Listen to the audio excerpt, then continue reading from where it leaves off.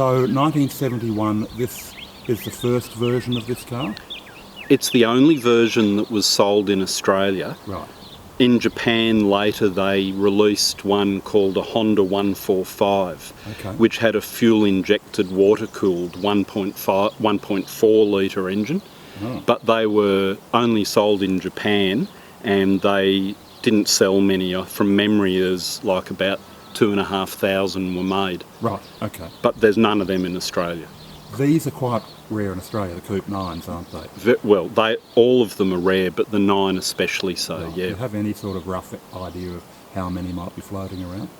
The man I bought one of mine from in Melbourne told me that there's 10 registered and on the road in Australia. Okay, all right, that's a very rare car. Mm.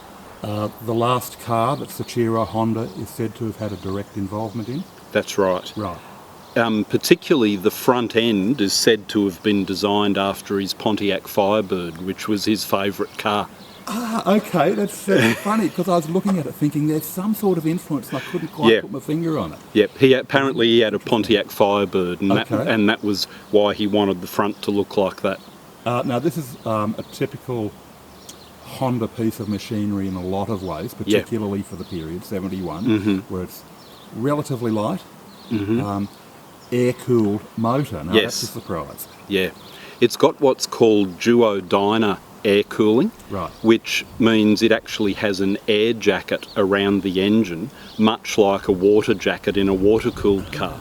Okay. And the fan drives the air through the air jacket. Right. But not only that, he wanted to reduce the resonance that the fins in an air-cooled motor make. Yes. So instead of having long, thin fins, he made short, fat ones so that they don't resonate like it does in, say, a V-dub motor or something like that. Okay. So 4 cylinders, 4 carburettors.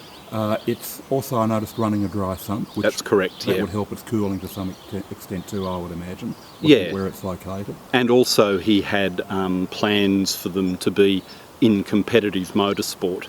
And I think the dry sump was certainly contributed to that as well. Okay. Feisty little things too. You quoted some numbers. Give me some numbers. Yes.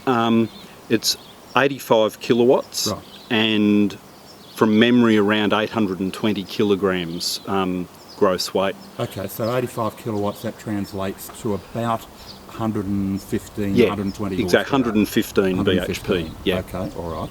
So that, for its day, that's actually a very lively car, 115 horsepower. Especially out of a 1.3, yeah. Yes. So it revs a bit? Yeah, redline 7,500 RPM. Okay, which is very high for a car motor. It is, it is. Okay, that's, again, it's motorcycle thinking. That's right. That's really interesting. So manual transmission? Yeah, 4-speed. 4-speed, normal H pattern? Yeah, with reverse up and next to first. Okay, yeah.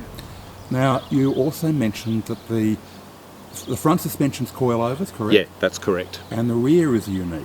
Yeah, the rear, it has leaf springs, but it also has swing axles. Right. But instead of being the swing axles that alter the camber like in a V-dub or a Corvair, they actually cross over and pivot on the opposite side of the car. Right. So it reduces the camber change effect of the traditional swing axle, but it still gives you independent suspension with leaf springs. What an interesting idea. Only Honda. Only Honda. It's the only car that I know of that's ever had that arrangement. Right, yes. They did race at Bathurst. Yes, they did. Tell me about that. I think it was 71 and 72. There's photographs online of them racing at Bathurst, and it actually holds the CAM's record for Bathurst, for its class, being faster than a Mini Cooper S, and it still holds that record. It makes me laugh. The Mini people are not going to be happy about that. They'll want a rematch. Yeah.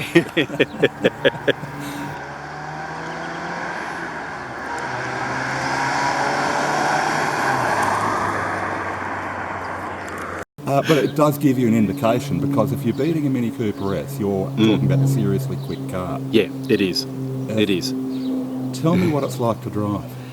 It's just amazing. I mean, you've got to remember all the time it's a 1971 car, and you can't expect the noise reduction and the smooth ride and everything that you would get in a modern car.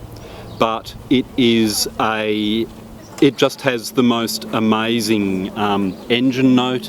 It just revs out so beautifully. It's got a little crackle on overrun. What I love about it is just how smoothly it revs out, the noise it makes, and just how unique it is.